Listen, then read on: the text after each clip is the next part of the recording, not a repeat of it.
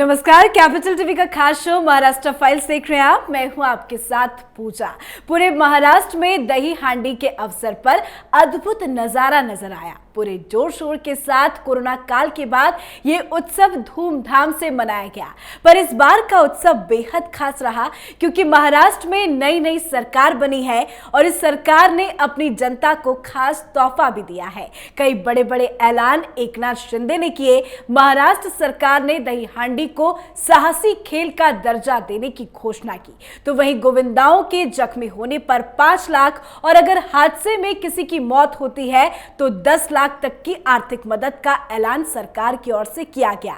इतना ही नहीं, दही हांडी में हिस्सा लेने वाले गोविंदाओं को सरकारी नौकरियों में स्पोर्ट्स कोटे के तहत भर्ती की जाएगी। साथ ही इस साल जो भी गोविंदा चोटिल होगा, सरकार उनका मुफ्त इलाज कराएगी। तो महाराष्ट्र सरकार का इतना बड़ा ऐलान जिससे लोगों में काफी ज्यादा उत्साह भी है, पर इसका इंपैक्ट आने वाले वक्त में क्या पड़ेगा, आज इसी को समझेंगे। बातचीत के लिए मेरे साथ स्टूडियो में मौजूद हैं कैपिटल टीवी के सीनियर एडिटर राजीव जी। राजीव जी, बहुत बहुत स्वागत है आपका। धन्यवाद। दही हांडी को लेकर महाराष्ट्र सरकार ने जनता को जो तोहफा दिया है, उसका क्या कुछ असर आने वाले वक्त में दिखाई देगा?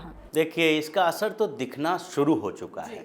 जिस तरीके के फैसले हैं, इसको एक हिस्टोरिकल फैसला कहा जा सकता है, ऐतिहासिक फैसला, क्योंकि अभी तक पूरे देश में जो राजनीति होती रहती है वो है मुस्लिम तुष्टीकरण की राजनीति। हर जगह मुसलमानों को खुश करने वाले फैसले लिए जाते हैं और हिंदू पर्व त्योहार से लेकर हिंदू पर्व त्योहार से जुड़ी हुई दूसरी चीज़ों को इग्नोर करना ये लोग सेकुलरिज्म का एक साधन समझ रखे हैं। पंथ निरपेक्ष, धर्म निरपेक्ष रहना है तो इसका मतलब है कि हिंदुओं के इग्नोर करो, हिंदुओं के पर्व त्योहार पर ज़्यादा खुश मत हो। यहाँ तक कि जो राजनीतिक पार्टियां हैं, कांग्रेस जैसी पार्टियां जो है, या फिर क्षेत्रीय पार्टियां जो है, जैसे कि एनसीपी को देख लें महाराष्ट्र में, उत्तर प्रदेश बिहार में देख लें सपा बसपा जैसी पार्टियां हैं, ये सारे के सारी पार्टियां जो मुस्लिमों की राजनीति करती रही है, वो ये समझती है कि अगर हिंदू धर्म के पर्व त्यौहार में खुश हो लें तो भी मुसलमान नाराज हो जाएंगे, उनके ऊपर हमला हो जाएगा। वो समझने लगेंगे कि ये हमारे लिए अब काम नहीं कर रहा है, ये सिर्फ हमें इस्तेमाल कर रहा है। अब उस टैग से बचने के लिए आप देखेंगे जितनी क्षेत्रीय पार्टियां हैं वो लगातार इस बात का ध्यान रखती है, और जब इफ्तार की पार्टी होगी तो अखिलेश यादव भी टोपी पहन कर जाएंगे। ये महाराष्ट्र के राजनेताओं की भी बात है। इफ्तार की पार्टियों में ये लोग बढ़ चढ़कर हिस्सा लेते थे, लेकिन जब हिंदू पर्व त्योहार की बात आती है तो उसमें वो सामान्य तरीके से व्यवस्था कर दें, वही बहुत बड़ी बात है। तो इसलिए इसको एक ऐतिहासिक फैसला हम भारतीय जनता पार्टी और शिंदे की सरकार को कह रहे हैं। शिंदे और भाजपा की सरकार ने एक बड़ा फैसला लिया कि 2 साल के बाद ये मनाया जा रहा है। इस बार दही हांडी कोरोना ने 2 साल तक मजबूर कर दिया, तो ऐसी स्थिति में लोगों का जोश उत्साह पहले की अपेक्षा कई गुना ज़्यादा रहेगा। तो इसके लिए पहला जो फैसला किया गया और जो सुविधाएं दी गई कि आप लोग गोविंदा के लिए इतना परेशान न रहें। अगर बाय द वे ये बड़ा आयोजन है, 80-80, 70-70 फीट ऊंचाई पर होते हैं, 40 फीट 50 फीट तो होते ही हैं, तो ऐसी स्थिति में अगर कोई दुर्घटना होती है तो उसके लिए उसके परिवार के लोगों को भी कुछ आर्थिक सहायता दी जानी चाहिए, कम से कम इंश्योरेंस भी करवाया जाना चाहिए। और इसलिए 10 लाख के मुआवजे की बात की कि अगर बाय द वे किसी की मौत हो जाती है तो ऐसे में उनके परिवार को 10 लाख रुपए की आर्थिक सहायता दी जाएगी। उसके बाद अगर कोई घायल हो जाते हैं, और घायल होने का मतलब है कि ऐसे अवस्था जिसमें वो आगे काम करने में थोड़ा समस्या थोड़ी हो जाएगी, तो ऐसी स्थिति में उन्हें 7.5 लाख रुपया दिया जाएगा। चोट लगा, अगर वो थोड़े से कहीं भी किसी अंग में ज़्यादा खराब हो गया है तो 5 लाख रुपए तक दी जाएगी। तो ये देना एक पारितोषिक और सहायता के तौर पर है, और ये सहायता उन लोगों के लिए मोरल बूस्टअप है कि अब हम हिंदू पर्व त्यौहार भी थोड़ा उस मूड से मना सकते हैं जिसमें रिस्क फैक्टर कम हो। तो ये संदेश पूरे महाराष्ट्र में जाएगा, सिर्फ मुंबई, पुणे और आसपास कल्याण और ठाणे जैसे जगहों पर नहीं है।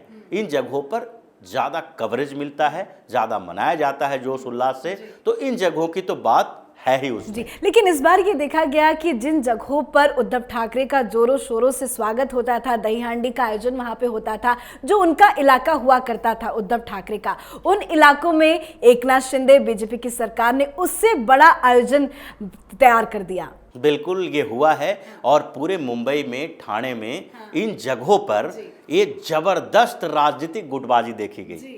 ये भारतीय जनता पार्टी और एकनाथ शिंदे की बात सिर्फ नहीं है, क्योंकि शिवसेना अब बट गई है। अब भारतीय जनता पार्टी अपने स्तर पर, भाजपा के जो कार्यकर्ता हैं वो तो पहले से आयोजन करते ही थे, लेकिन शिवसेना की जो ताकत थी वो इस पर्व को एक राजनीतिक शक्ति प्रदर्शन के रूप में जो देखते थे, उसमें भी गुट में शक्ति प्रदर्शन देखने को मिला है। एकनाथ शिंदे के गुट अलग तरीके से परमिशन ले रहे हैं, वहीं पर उससे भी बड़ा आयोजन कर रहे हैं जितना उद्धव ठाकरे का गुट कर रहा है। उद्धव ठाकरे के जो सांसद विधायक बचे हुए हैं वो लोग भी इसमें कोशिश कर रहे थे कि वो लोगों को दिखाएं, क्योंकि इसका एक डेमोन्स्ट्रेशन इफेक्ट होता है जिसको प्रदर्शनात्मक प्रभाव कहते हैं। जी, कौन ज्यादा से ज्यादा भीड़ इकट्ठा कौन ज्यादा से ज्यादा भीड़ इकट्ठा कर सकता है। अगर किसी पार्टी की रैली होती है, अगर रोड शो किया जाता है, तो ऐसा तो है नहीं कि सारे के सारे लोग उसमें शामिल हो जाते हैं, लेकिन इसका एक प्रभाव पड़ता है वो मानसिक तौर पर कि हमने ये प्रदर्शन किया तो लोगों को ये लगने लगता है, जो थोड़े बहुत कंफ्यूज लोग होते हैं वोट देने के लिहाज से, कि हम उस पार्टी को वोट दें जो जीतने वाली है, तो उन लोगों के ऊपर ज़्यादा प्रभाव पड़ता है, और वो जिसकी ताकत ज़्यादा देखते हैं उनको लगता है कि हम उन्हीं पार्टी को वोट दें।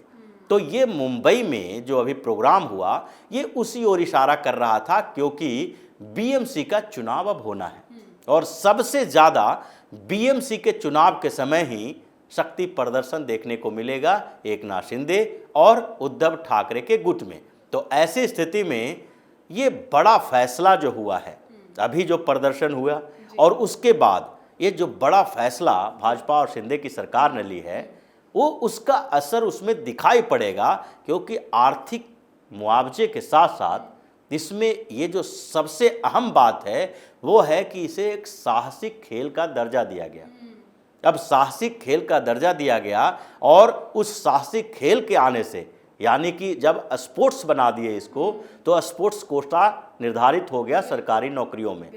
अब उसमें बढ़ चढ़कर हिस्सा लेने वाले लोग, उनको सर्टिफिकेट दिया जाएगा कि ये जो पिरामिड बनाते हैं, जो ऊपर तक जाते हैं, तो ये लोग एक टीम है, क्लब है, जैसे फुटबॉल का क्लब होता है, क्रिकेट के लिए होता है। अब इनको सर्टिफिकेट दिया जाएगा, इनको मार्क्स दिया जाएगा उसके आधार पर, और फिर ये उस स्पोर्ट्स कोटे में सरकारी नौकरियों के लिए कर सकते हैं, कॉलेज में एडमिशन के लिए कर सकते हैं अप्लाई, और ये सरकार ने कहा है कि आप इसके लिए अप्लाई कर सकते हो। अब इस बात को समझिए कि ये बहुत बड़ा फैसला इसलिए भी है क्योंकि ये सरकार जो हिंदुत्व के विचारधारा के आधार पर बनी है, उसने एक ऐसे खेल को प्रमोट किया है, जिसे खेल का दर्जा दिया है, जिसमें सिर्फ हिंदू ही हो सकते हैं। ज़्यादातर अब 1-8% कोई ऐसी बातें करता है कि हम बहुत सेकुलर हैं, दही हांडी में भाग ले रहे हैं खेल के लिहाज से, कोई 1-2 मुस्लिम आ जाए सामने में, ये कहने की बात है। लेकिन अगर श्रद्धा के साथ इसमें इस आयोजन में शामिल जो होगा वो तो हिंदू ही होगा, हिंदू के लड़के ही होंगे। तो वो एक ऐसा खेल है जिसमें सिर्फ और सिर्फ हिंदू जा सकते हैं। मतलब इस ऐलान का फर्क बहुत ज्यादा पड़ेगा, इम्पैक्ट नजर आएगा। लेकिन एक सवाल मेरा आपसे है, जो एकनाथ शिंदे ने ऐलान किया है, इतनी सारी सुविधाएं, नौकरी, मुआवजा, ये कभी उद्धव ठाकरे ने क्यों नहीं सोचा? उद्धव ठाकरे को सोचने का मौका ही नहीं मिला, क्योंकि आप तभी सोच पाते हैं जबकि आपको सोचने के लिए आसपास में माहौल हो। उद्धव ठाकरे के इर्द गिर्द कौन लोग थे? एक तरफ कांग्रेस, एक तरफ एनसीपी। अब शरद पवार और कांग्रेस के नेता, अब आपने एनसीपी का जिक्र किया है तो एक चीज याद आ गई, एनसीपी ने तो इस बार दही हांडी में हिस्सा ही नहीं लिया। वो हिस्सा लेगा भी नहीं, क्योंकि इन लोगों को दूसरे तरह की राजनीति करनी है। लेकिन अब उद्धव ठाकरे की जो बात हो रही है उसमें दोनों तरफ से अगर इनके लेफ्ट एंड राइट में वैसे लोग बैठे हुए हैं जो अगर हिंदुत्व की बात होगी तो उद्धव ठाकरे का मुंह दबा देंगे कि चुप्पी साध लो, कुछ बोलो तक नहीं। आज वही उद्धव ठाकरे सरकार गिरने के बाद से अब हिंदुत्व की बात करते फिर रहे हैं। बिल्कुल कर रहे हैं। वो सरकार बनाने के समय में या सरकार बनने के बाद 2 साल तक क्यों नहीं ये बातें करते थे, इन चीज़ों पर फैसला क्यों नहीं लेते थे?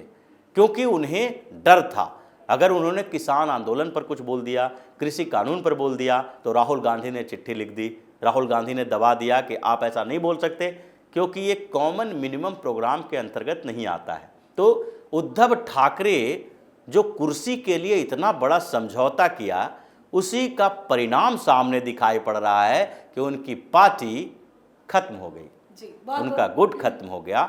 और अब जो ये फैसला हुआ है इस चीज़ का जो एकनाथ शिंदे और भाजपा की सरकार ने की है, ये एक तरह से उद्धव ठाकरे के खात्मे का पृष्ठभूमि लिखेगा क्योंकि बीएमसी में इसका बड़ा असर होने वाला है। और बीएमसी के बाद विधानसभा चुनाव के समय बीएमसी के जो मैंडेट मिलेगा उसका बड़ा असर होगा। जी, बहुत बहुत शुक्रिया बातचीत। धन्यवाद।